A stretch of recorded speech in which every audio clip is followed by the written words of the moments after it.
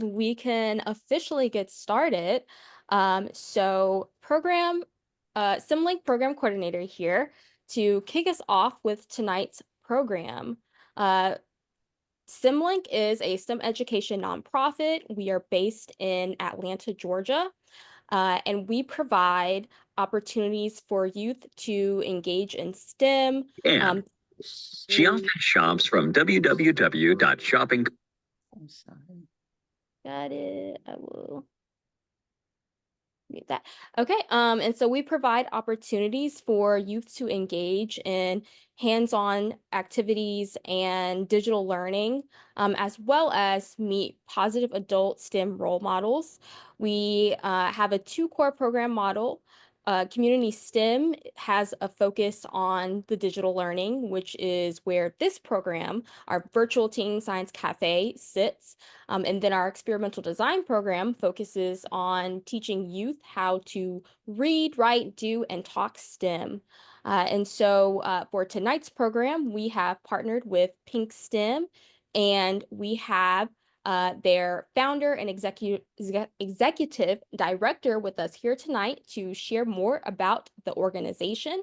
Before I hand it over to her, I would like to share that we are focusing on technology to celebrate Computer Science Education Week, which is coming up. And so you will be hearing from a technologist from Truist Bank. And so before you hear from her, I will hand it over to Dr. Head to share about Pink STEM.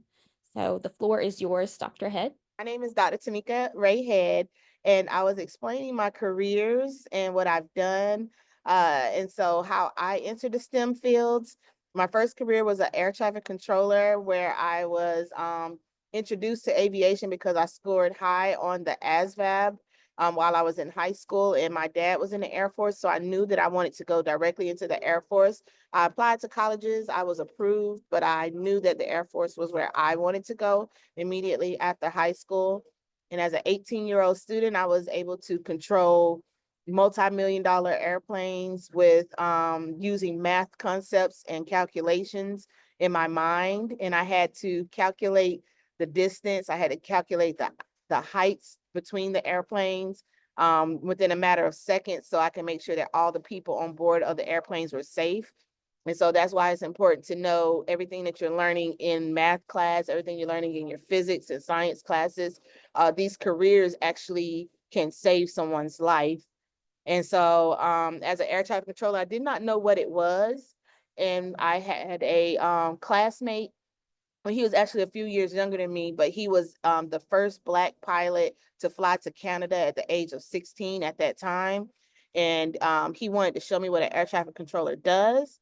So his name is Jamel Larkin. Jamel took me to the control tower in Augusta, Georgia, where I was from. And he showed me what an air traffic controller does. And I got a $7,000 sign-in bonus with the military to do that career. And that was how I started in aviation.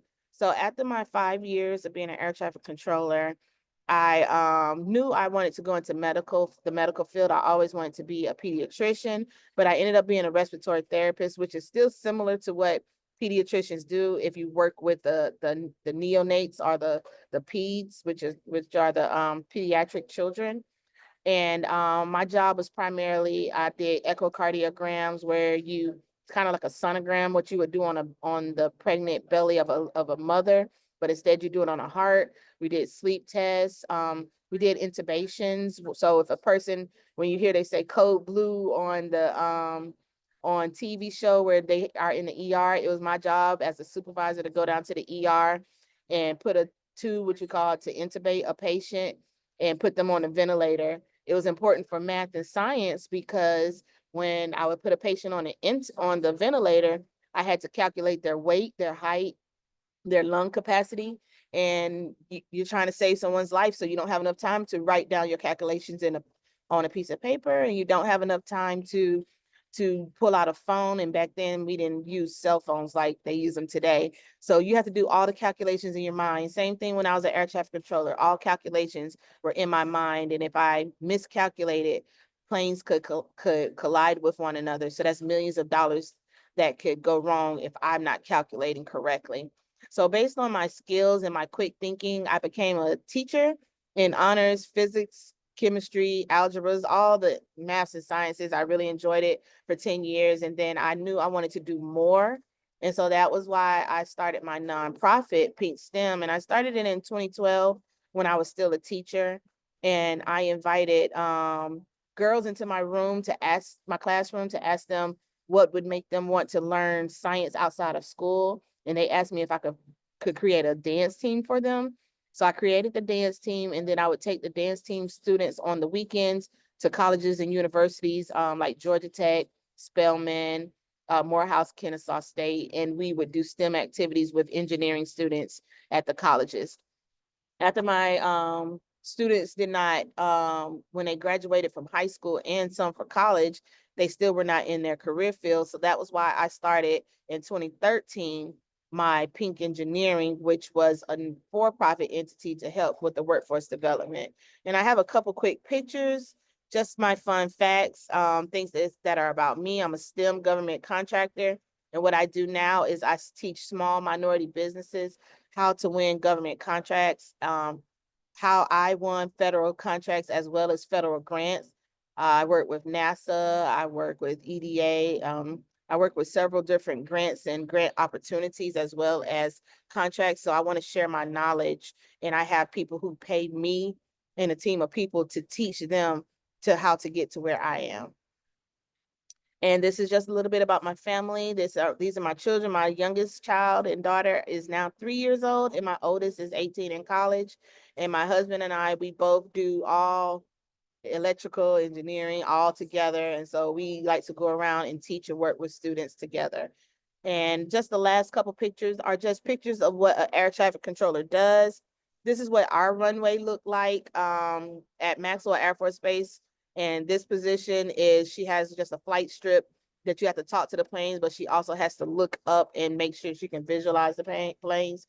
This is a picture of me when I was inside the tower, and this is a picture of me inside a radar room, which is where you stare at the planes on a screen. And respiratory therapy, this is my second career, which is also a STEM career.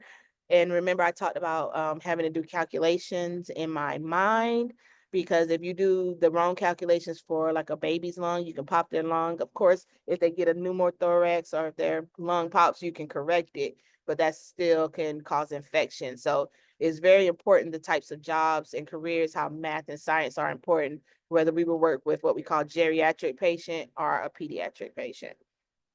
And lastly, just me being a teacher. And these are the students that I would go to teach how to fly airplanes. And this young lady was a volunteer for me when she was in college. Now she's a science teacher as well as a basketball coach. Well, thank you all. And I want to introduce Miss Martha Davidson to be our next speaker.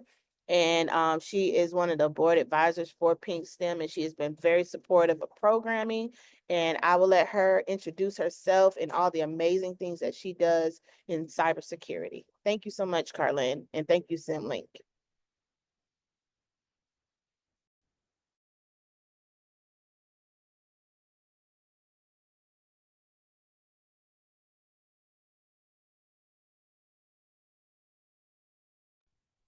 While Miss Davison is coming on, I want to say thank you for sharing that wonderful STEM journey. The kids tonight are getting two STEM journeys, which is fabulous. Great to hear about that, and we're looking forward to what's next. So, Miss Davison.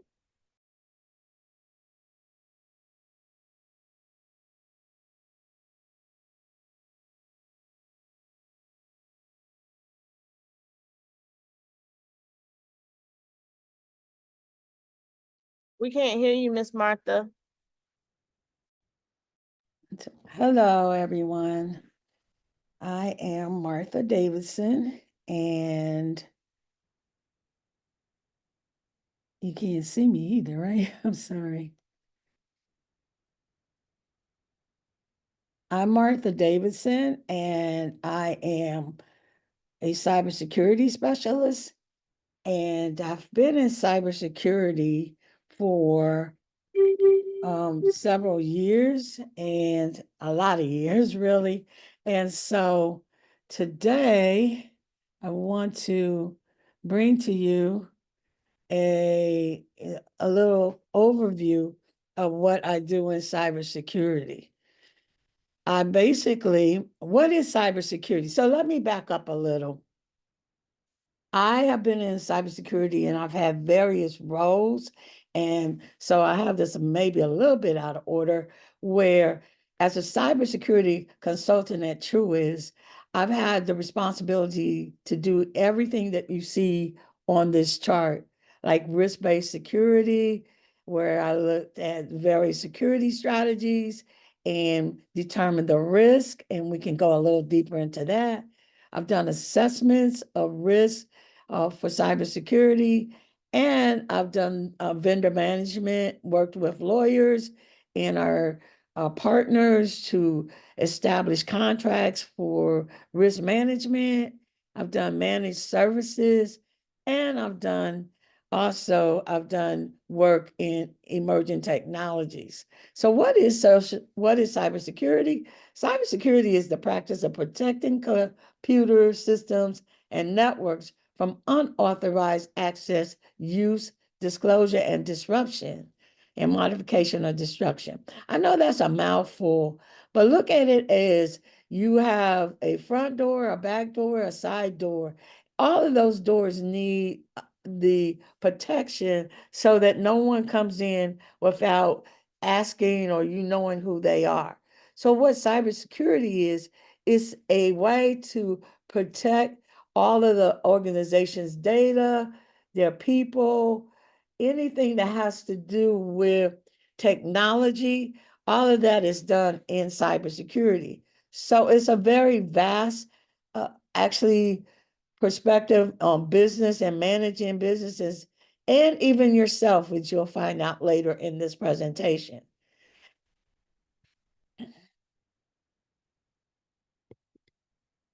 So why is cybersecurity important?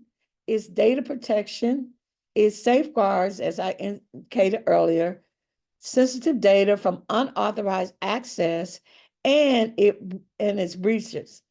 In addition, it's a business continuity. It maintains business operations and by preventing disruptions of downtime. What is meant by that is, suppose that you have, like we had that big hurricane, and it impacted our electricity, it impacted our computers and technology. So what happens is when this occurs, we want to make sure that we get our businesses operating again as soon as possible, and also prevent any other disruptions. And user trust. If you go to, say, like I work for Truist Bank, if you go to the bank and you put your money in the bank, you want to make sure that that money is safe, that you're putting in the bank. So we have to have trust. In cybersecurity, we operate on making sure all of our data, like, your address, your telephone number, all of that information is safe. So that's part of cybersecurity. When we look at cybersecurity, we see that it has various other pillars, and that is network security, where network security, we protect the computers that operate all of the information that we feed it, or like say if you have a debit card, we would protect the credit card information that's put in the system so that you have it protected and safeguarded. Then we have something called data encryption. That's a technology that scrambles all of the data that's input into the computer to make sure nobody steals your information. So that's called encryption. It transforms data into an unreadable format. And then, have you heard about breaches and hacks? And a lot of times you'll hear that someone had their phone hacked or their information hacked. What happens is we have systems in place that manage the malware protection. It safeguards the systems from having software being violated or having software being disrupted by people who are not supposed to have that access. And then we have social engineering. What that is what we call like someone calls you up and tells you they need your information, and they say they're XY, they're the phone company, and we need your information. And most of the times, any of your businesses will not call and ask for your information because they already have your information.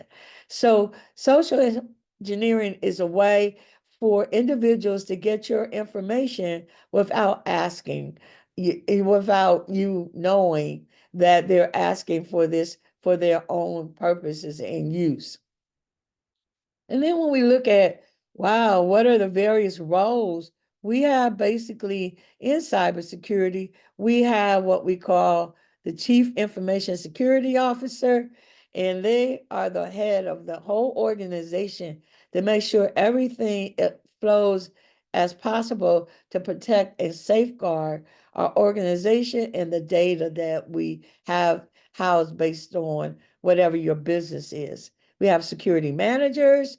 We have like managers oversee the actual analysts, and then we have analysts who are doing like project management or programming. What that is, they take care of all the documentation around your information. So they're basically called security analysts. And then you have security engineers who do the more technical work, like they work directly with the computers and all of the technology to make sure that your information is safe. And then security technicians are individuals who make sure that once that information is in our environment or in our program computers, then we want to make sure that they operate safely. So I've gone over this at a high level. So you're probably saying, wow, that's a lot of information. So I'm going to try to break this down a little more for you so you'll have a better understanding of what cybersecurity is. So if you look at it from this perspective, you see that wall? That's what they call like a firewall. It protects the network from unauthorized access like a castle wall. And so it's important because it makes sure no data gets outside without going through some regular, keys and opening up doors correctly to prevent individuals from gathering your unauthorized information. And so that's like a pretty good example if you can imagine the castle wall and you imagine having all your information behind that castle wall is protecting it. Then we have data encryption. Data encryption is a way that we look at what I just said was unreadable information. So you can consider that unreadable information like a jigsaw puzzle or a puzzle that when you have to put all the pieces together. And as you see, there's various colors there: purple, blue, yellow, green. All those different pieces all make up the data that we have broken down so it's unreadable. And then we always have that watchdog, that malware protection. Antivirus and software acts as a guard dog, detecting and removing any kind of information that unauthorized people would have about you, say your name, your telephone number, address, all that is considered private. So this watchdog is sort of like what we call our malware protection. They're overseeing making sure that everything is done appropriately. And then we have, somebody broke in, and that's called our incident response. The individuals were able to get in past the guard dog, and they were able to get our information. So we have to get real busy like a fire crew and respond really quickly and swiftly to the cyber attack that just happened. A cyber attack is when someone got your information and we didn't authorize them to get that information. So that's what happens when we have these cyber functions. I hope this brings this a little clearer for you so you understand that. So I don't know if there's anyone that might have questions about what I just shared about cybersecurity and its functions. In cybersecurity, there are various roles that you can take on. And so what is also clear for us to make sure that no one is taking your information is for it to have various individuals overseeing your information. So that's also key. So we have a huge organization of people that have various roles that protect the data, that guard the data, that ensure that technology is in place, and the incident response team makes sure that if something happens, they are there to actually oversee that information being kept secret and away from others.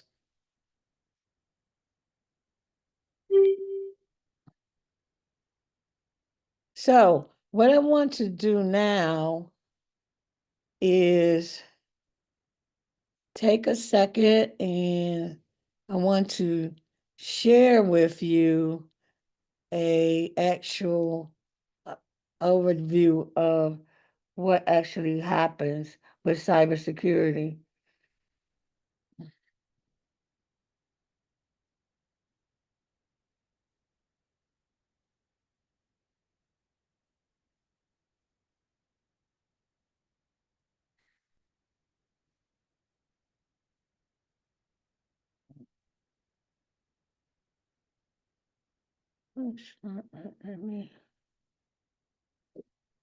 I'm still here. So if you just bear with me 1 second, I'm going to actually pull up a little slide for you on how you can actually see the various information and how it's protected in a way that you have some confidence in how to manage the information that you get.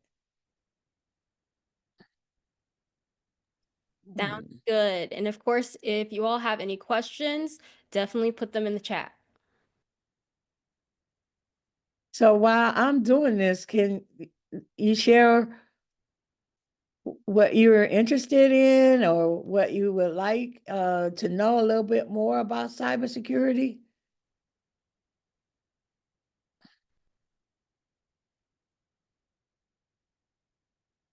No one has anything to share? Okay, just let me.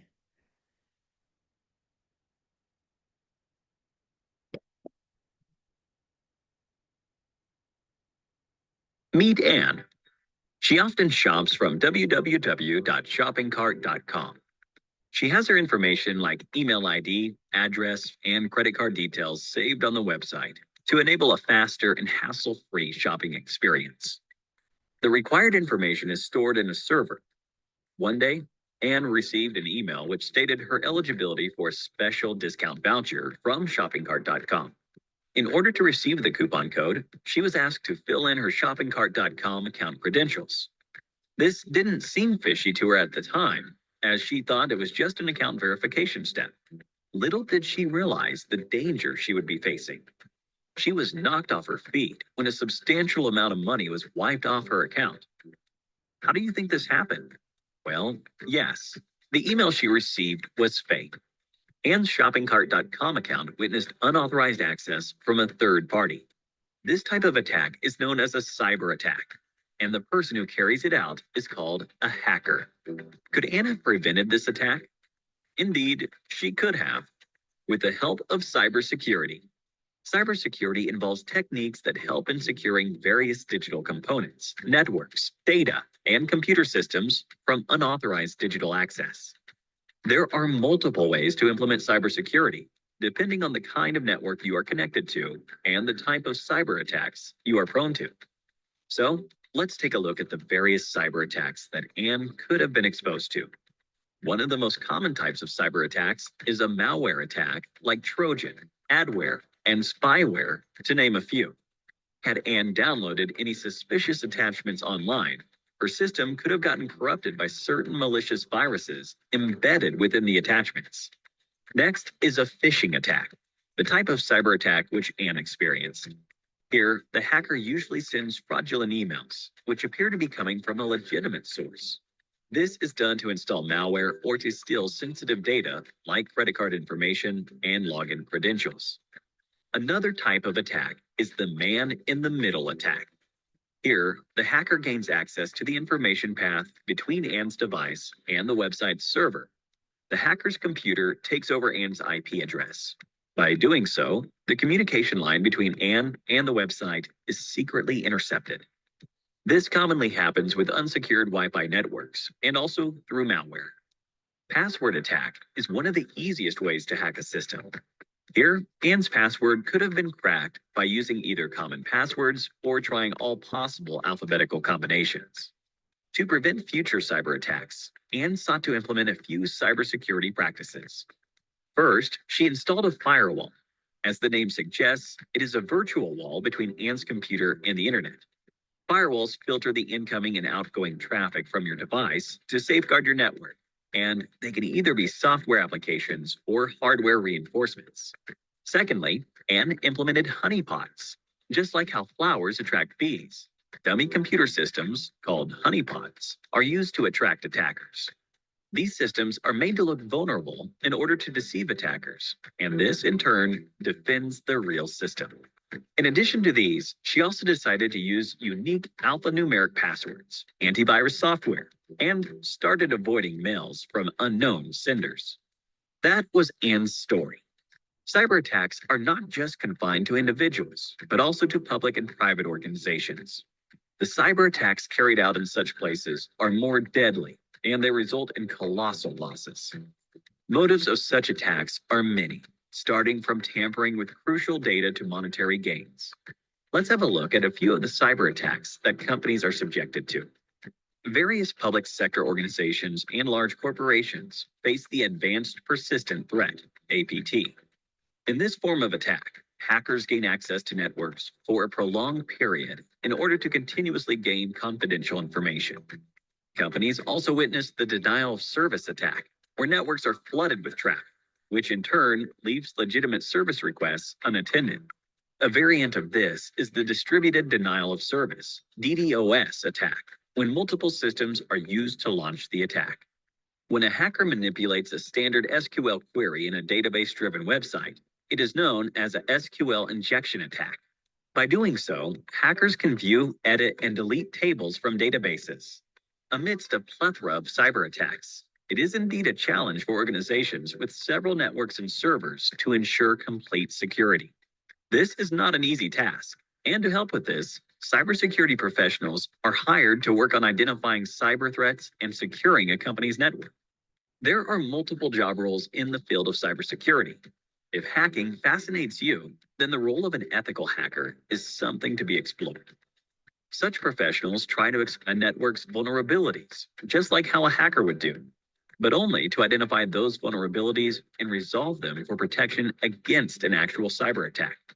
But if you are looking to design robust security structures, then the role of a security architect is more apt. A Chief Information Security Officer, CISO, plays a crucial role in enterprise security and is entrusted with the overall safety of the information in an organization. So, here's a question for you. Identify the type of cyber attack where the hacker's system takes over the client's IP address. A. DDoS attack. B. Man-in-the-middle attack. C. Phishing attack. D. Password attack. Give it a thought and leave your answers in the comments section below. 3 lucky winners will receive Amazon gift vouchers. With the increase in the production of global digital data, it is anticipated that cyber attacks will quadruple in the near future. Organizations are going to need cybersecurity professionals who can prevent these attacks. A career in the field of cybersecurity is lucrative and a very smart decision for professionals now. So, what are you waiting for? Get certified with SimplyLearn and become a cybersecurity expert. If you enjoyed this video, imagine you're imagine you've been So that gives you a little overview of what happens in cybersecurity. And so, do we have any questions?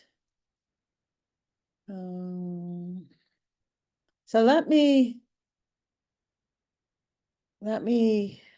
get myself.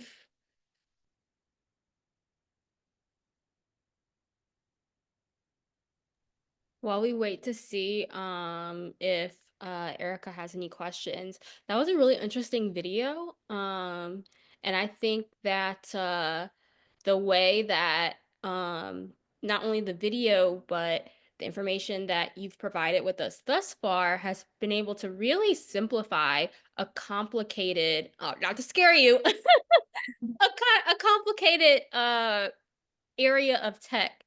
So, I did observe that. Oh, yeah, great. So I'm gonna stop sharing for a minute, but I want to see I'm in this background here, and I really wanted to just hold on a second. Let me just take myself off of that particular screen and let you see my face. Okay. So I wanted to first say hello and let you know that there is a person behind this screen. I want to share a little about cybersecurity. I started in cybersecurity when it wasn't even called cybersecurity, it was called information security. And one of our roles was for us to look and see what all our threats were. And that to me was very, very good experience. And that led me to do all kinds of work in cybersecurity.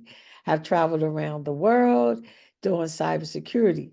It's something that is ever evolving. It's never the same. If you're like an individual that likes to have a lot of excitement, a lot of different ways to be able to find out about technology, then I would say that cybersecurity would be a way that you do that. And that's because there is just endless work in this area. And the more our technology becomes the actual area where we uh, have this intersection now with the AI and technology, cybersecurity is even growing even more because we have so many different avenues of technology that we have to make sure is secure and safe. So I just wanted to share that with you because I don't have my other video is not coming up right for me, but I do want to just see if there's questions that you have that even if Eric Erica doesn't, that I can talk to for the next 5 to 10 minutes.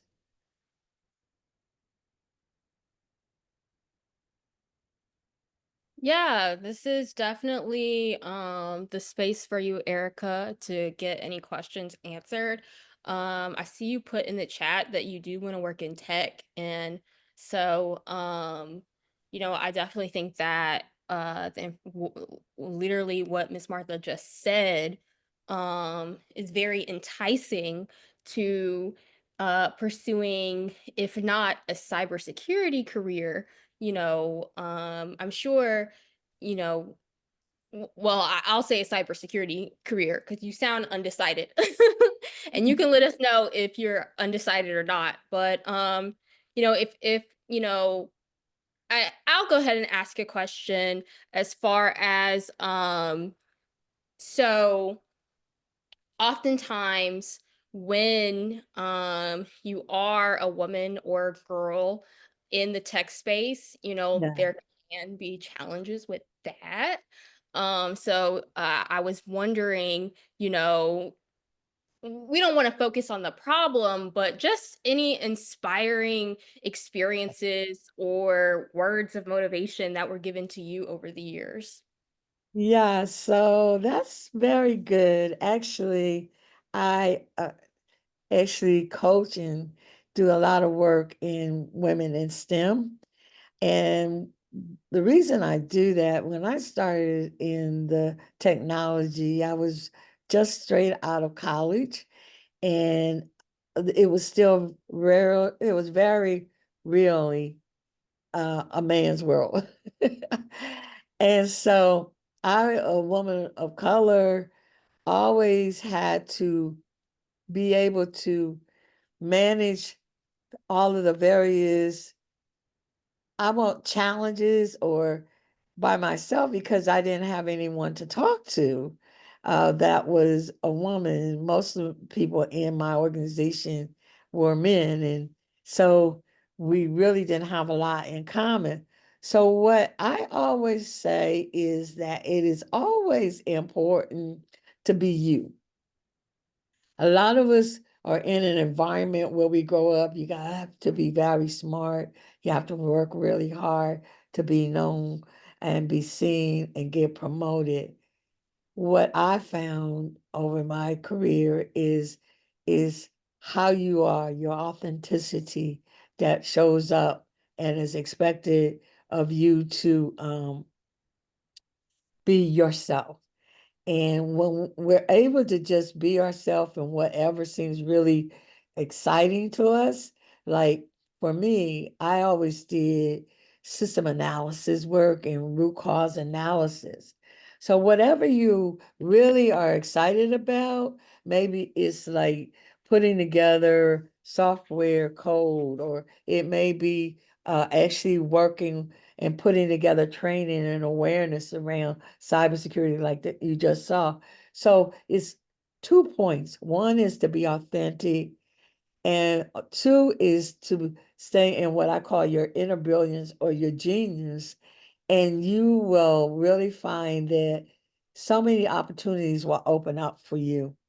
So it doesn't mean that it won't have some little challenges, and without getting too technical or seem like a downer, is understanding that everyone has what I call unaware or unintentional understanding when they communicate, because that's just the way we were taught or what we have mirrored in our journey. So always be clear about who you are and be clear about what you are good at, and you will find that people will actually come and help you and be your mentors. I didn't have that many mentors, and that's what I do today is I do mentoring to make sure that individuals are confident in who they are. And there's various ways that we can make sure as a mentor that I can say that mentees are comfortable and understand how to navigate uh, a pretty very male gendered environment. Um, and I hope that answered your question. I think it does. I think that's great advice, just to be yourself. Yeah. And the people will come that can help you on. Yeah. So also, I always tell individuals, I spoke to a group of women in Nigeria on Friday, is always never stop growing. Always learn, always try to find out what ignites your inner brilliance and continue to do that. I always reading, I'm always looking into various programs and be that investigator, because what you'll find is you'll find that people will be very excited about talking to you about what you know and what you've learned. And I know That's you put something in the chat. Did I see Erica? Did you put something in the chat? Yeah, it looks like she said, cybersecurity sounds interesting. I guess I'm undecided. And she said that she codes. Oh, you code. That's great. So yeah, you know that we code in cybersecurity. So you can have so we saw where we talked about malware. Malware is software. And so what you do is you would code various, solutions for keeping the hackers out. So that you can do both because what you'll be doing is enlightening what your passion is, which is code, and then you'll learn so much about how to protect the organization and come up with solutions and code those solutions so that the company can stay or the organization can stay safe. So there is room, a lot of room for software coding. What kind of coding do you do?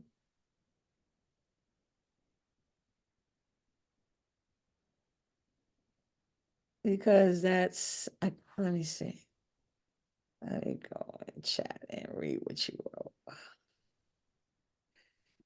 Okay, so wait, where did you go? Let me open this up. Yeah, because that is really cool. I tried coding, but that wasn't my inner genius. I'll put it like that. But I did actually do coding. It wasn't really for cybersecurity, but was in my earlier years when I did IT work. And I said, oh, yeah, coding sounds great. But again, for me, it wasn't my area of expertise. I did the software analysis or the solution analysis, but actually coding was not my superpower. So we have a few more minutes, and what I can say is that cybersecurity is really going to take off when we start looking at the impact of AI or artificial intelligence. And with artificial intelligence, we are already looking at how we can create security bots to work and do some of the background work that you would be able to code. So I do code AI bots, Erica. So that's also another area you might want to consider is because this really is STEM. So it's just not all about cybersecurity. Uh, Building different types of bots for AI is really, really interesting field right now because they are short or having individuals do that. And I do a little coding, just enough to maybe make a bot here or there. But that's also another area you might want to explore is the actual coding of the bots. And so you could do that for cybersecurity. We have bots for cybersecurity. We have, and bots are just small code. It's just a little bit of code that you feed to the AI system, whether it's machine language or whatever it is that Python, a lot of AI stuff is done with Python. So that's another area for you to explore is how you can code and do work in the AI space. And you can also do that for cybersecurity. We have a whole cybersecurity team that does our AI kind of activities for the organization and the group. Wow, fantastic stuff. So yeah, we are coming up to time, but Certainly, again, I think that the explanation and breaking down what cybersecurity is has been a really accessible way for teens to hear. And certainly, you even just shared avenues that they can go into if they want to pursue a career in this area. So, Erica, I know you said you want to work in tech. You said yourself you're undecided. So definitely look into these things that Miss Martha has shared with us this evening. Before we wrap up, I do want to share a link to our survey that we just want to get um your thoughts and opinions about the program tonight. And certainly want to thank you for being here this evening. Again, I hope you got something out of this. And certainly, we want to thank Miss Martha for being our featured speaker. We want to thank Pink STEM and Dr. Head for partnering with us and providing this wonderful opportunity. And so whether you are joining us live or catch this replay, please do the survey and stay connected. So Yes. that is all from me. If you want to share anything else, Miss Martha, then we can just say goodbye. No, just always be open and all. I love your enthusiasm and openness, Erica, that, oh yeah, I might try this, I might, because no one stays in a particular role all their lives. So I've done various things in technology. So always be open and always say, oh, yeah, let me try that. If it doesn't work, well, I did that. Like I said, I did coding, but that wasn't my area of expertise. So always be open, and you'll find that you'll learn a lot just from the experience. So keep on moving forward, keep on exploring, and I wish you the best, Erica. Alrighty. You all have a good rest of your evening. All right, thank you. Alrighty, bye. Bye.